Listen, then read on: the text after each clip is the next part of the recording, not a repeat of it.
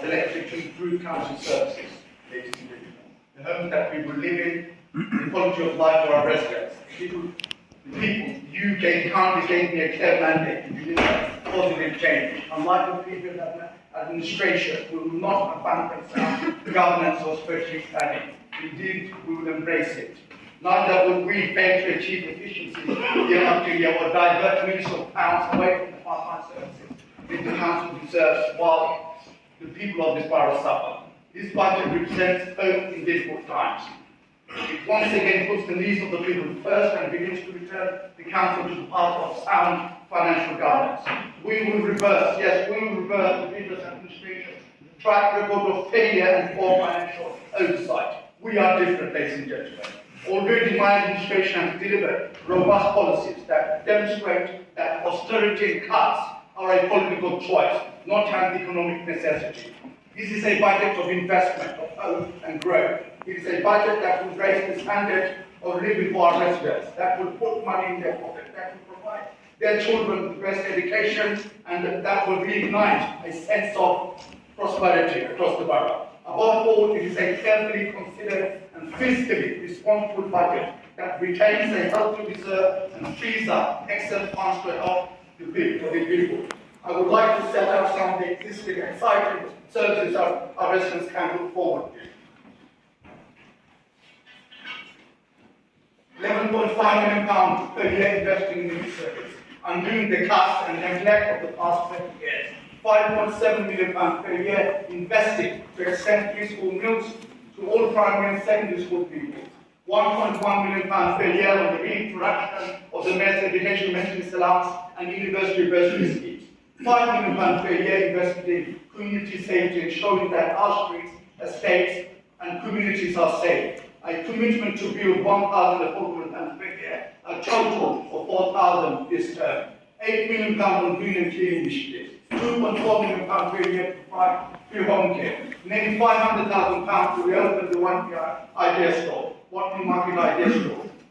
£800,000 per year to support community languages, celebrating the rich heritage and diversity of our communities. £1.1 million to reinstate resident hubs, the former one-stop shop, 5 of them. £4.5 million a year to the community and the voluntary sector. We will also reinvest in capital projects scrapped or ignored by the previous administration, including an Institute of Education, of academic excellence for A-level pupils to accelerate widespread admission to top universities, a children's care facility, an adult care facility, a culturally sensitive drug and alcohol treatment center, a Somali resource hub, yes, a Somali resource hub for our growing Somali community to ensure their inclusion into our rich and diverse tapestry of communities, and a Bangladeshi Women's Project.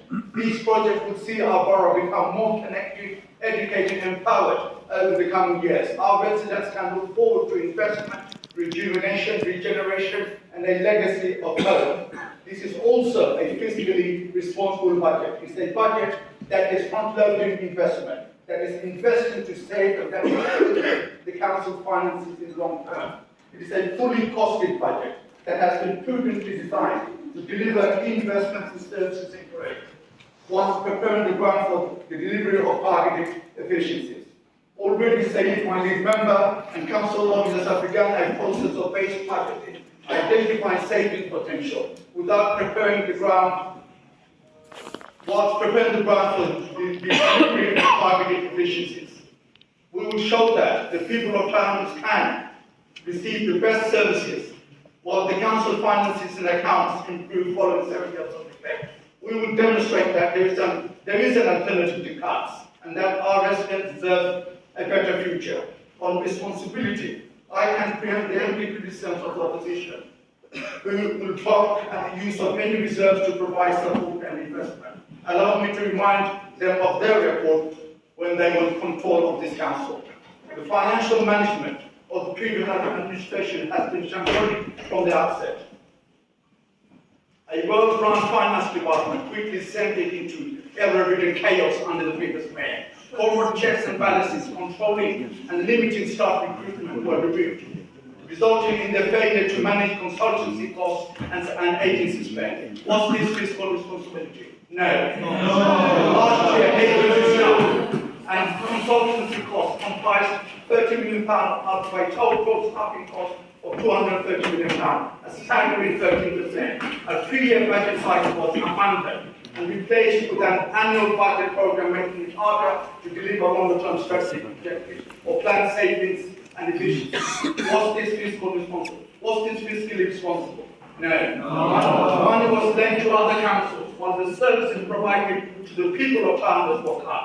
Was this fiscally responsible? No. As a result of this shambles, there has been a constant turnover of chief finance officers and hardly any management stability. To Labour's shame, the last 6 years of council accounts, last 6 years of council accounts were deemed to be so poor and inaccurate that the independent auditors have refused to find them out. Does this show between 2016 and 2022, council tax rose 0.1% in time. Similarly, the council's total reserve grew by 4.7%, rising from 409 million to 602 million in the same period. You would forgive the people of Flanders thinking that this additional growth in funds will facilitate an increase in investment council services in its residents in its most vulnerable. They would be wrong. Instead, the opposition oversaw millions of pounds in cuts to frontline services staff, including £8 million from the housing revenue account, money used to build more homes while local family levels and household poverty, £400,000 from substance misuse treatment, depriving the most vulnerable from seeking a better life, £1 million from waste management services, leaving this administration to inherit and clean up a dirty borough where rubbish strews our streets, £500,000 from adult social care, leaving those most in need of support without it. The firing and behind of council employees through the COVID period, a disgrace.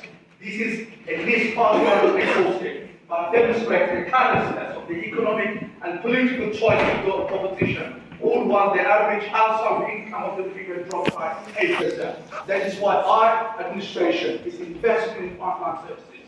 It's ensuring that through the front-loading of investment in the first year, while still retaining a very healthy level of reserves, we can continue to protect our residents as well as the finances of this council. In my last administration, we made savings of £125 million without impacting frontline services. Why? We did this by having a performance-driven infrastructure that has been widely dismantled by the previous administration, leading to disastrous levels of thrift and inability to set and meet meaningful performance targets and a loss of control of in-year budget management. Therefore, we will introduce a board to pursue ways in which we can improve services while lowering costs and to monitor progress on agreed saving targets. We will also reintroduce a board to control the size of the workforce, robustly test and request for any new post or recruitment to vacant posts and drive down corporate dependency across these agency staff and consultancies over time. We will also reintroduce a more robust performance management regime across the council that will monitor in-year progress towards a proper and more clearly defined targets and while increasing accountability and transparency. We will facilitate a much-needed restructure of this council to drive further efficiencies, redirect resources where it is much needed, and refocus the council on the priorities of the people we consider most important. We will return to a 3-year budget cycle to enable strategic level efficiencies to be planned and delivered once again.